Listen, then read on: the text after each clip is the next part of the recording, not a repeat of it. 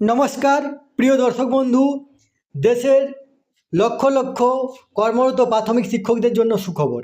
আপনারা জানেন যে সুপ্রিম কোর্টের রায় অনুযায়ী যে সকল কর্মরত শিক্ষকরা টেট পাস করেননি তাদেরকে নতুন করে টেট দিতে হবে এবং উত্তীর্ণ হতে হবে, না হলে তাদের চাকরি থেকে বরখাস্ত করা বাধ্য করা হবে।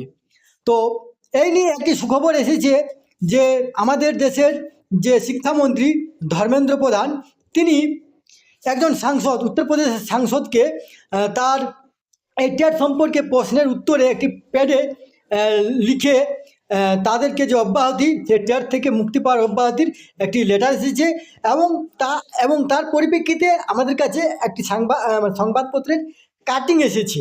সেই কাটিংয়ে লেখা আছে 2011 সালের আগে প্রাথমিকে নিযুক্ত শিক্ষকদের টেট দিতে হবে না। আসুন আমরা এর যে সত্যতা, এই যে দুটি আপনার একটি লিখিত প্যাড এবং একটি সংবাদপত্রের কাটিং, এর যে দুটি যে ভাইরাল হচ্ছে, এর সত্যতা আজকে আমরা জানবো, অফিসিয়ালভাবে দেখে নেব। তাই আপনারা ভিডিওটা স্কিপ করবেন না। তার আগে কিন্তু আপনারা অবশ্যই আমার চ্যানেলটি সাবস্ক্রাইব করবেন এবং সবার আগে ভিডিও নোটিফিকেশান পাওয়ার জন্য সামনে যে বেল আইকন আছে সেখানে প্রেস করে নোটিফিকেশান অল করে রাখবেন এবং ভিডিওর সাথে লাইক কমেন্ট শেয়ার করবেন। তাহলে আমরা দেখে নেব যে এই দুটি যে প্রমাণ আমাদের কাছে এসেছে, এর সত্যতা কী। দেখুন, এখানে একটি পেড, যেটি ধর্মেন্দ্র প্রধানের, যে আমাদের দেশের minister of education government of India, সেই ধর্মেন্দ্র প্রধানের একটি প্যাড, যেখানে শ্রী অরুণ কুমার সাগরজিকে লিখেছেন। সেখানে বলা হয়েছে যে 29শে মে 2011 আগে যে সকল শিক্ষক শিক্ষিকা মহাশয় বা মহাশয় আছেন তাদেরকে কিন্তু টেট দিতে হবে না। দেখুন, এখানে শ্রী অরুণ কুমার সাগরজিকে লিখেছেন, নিচে আপনার ধর্মেন্দ্র প্রধানের স্বাক্ষর আছে। এরপর দেখুন একটি পেপারের কাটিং, সেখানে লেখা আছে 2011 সালের আগে প্রাথমিকে নিযুক্ত শিক্ষকদের টেট দিতে হবে না, রাজ্যগুলিকে নির্দেশ কেন্দ্রীয় শিক্ষা মন্ত্রকের। এখানে লেখা আছে 2011 সালের প্রাথমিকে নিযুক্ত শিক্ষকদের টেট দিতে হবে না, রাজ্যের শিক্ষা দপ্তরগুলিকে এমন নির্দেশ দিল কেন্দ্রীয় শিক্ষা মন্ত্রক। নির্দেশিকায় বলা হয়েছে 2011 সালের 29শে জুলাইয়ের আগে নিযুক্তদের টেট পরীক্ষা দিতে হবে না। সুপ্রিম কোর্ট নির্দেশ দিয়েছিল সমস্ত শিক্ষকদেরই টেট উত্তীর্ণ হতে হবে। সেই নির্দেশানুসারে 11 সালের আগে নিযুক্ত শিক্ষকদের ক্ষেত্রে ছাড়পত্র দেওয়া হয়েছে কেন্দ্রীয় সরকারের তরফ থেকে।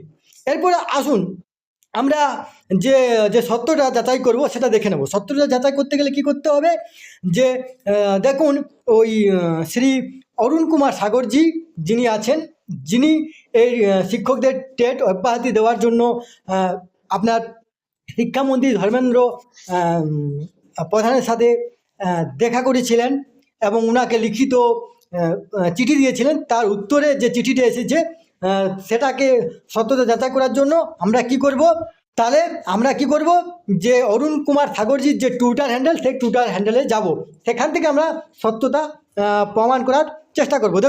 দেখুন এটা হলো অরুণ কুমার সাগর টুইটার হ্যান্ডেল। সেই টুইটার হ্যান্ডেলের অফিসিয়াল দেখুন, এখানে আপনি স্ক্রল করে নিচে আসবেন। নিচে আসার পরে দেখুন এখানে অরুণ কুমার সাগরজি একটা পোস্ট করেছেন।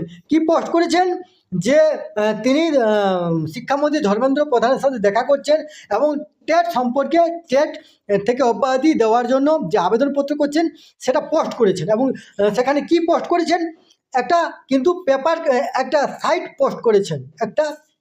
सेখানে লেখা আছে सांसद अरुण सागर ने शिक्षकों की समस्या के निस्तारण के लिए केंद्रीय शिक्षा मंत्री को दिया था पत्र।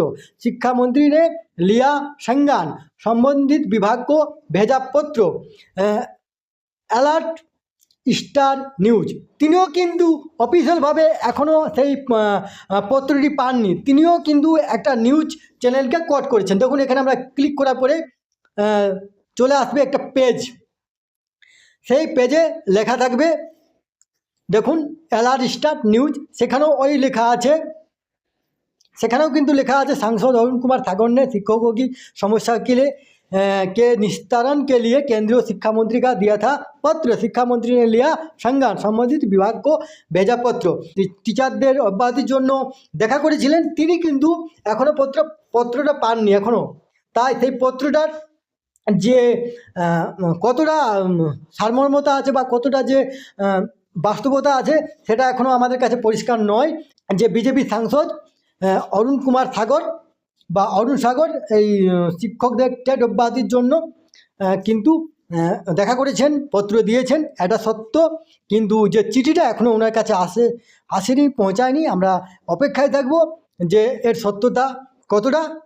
এবং এই ব্যাপারে শিক্ষামন্ত্রীর আমরা যে পেয়েছি ভাইরাল পত্র, সেটা যাতে সত্যি হয়, এই তথ্যটি আপনাদের সাথে শেয়ার করলাম। সুস্থ থাকবেন, ভালো থাকবেন, ধন্যবাদ।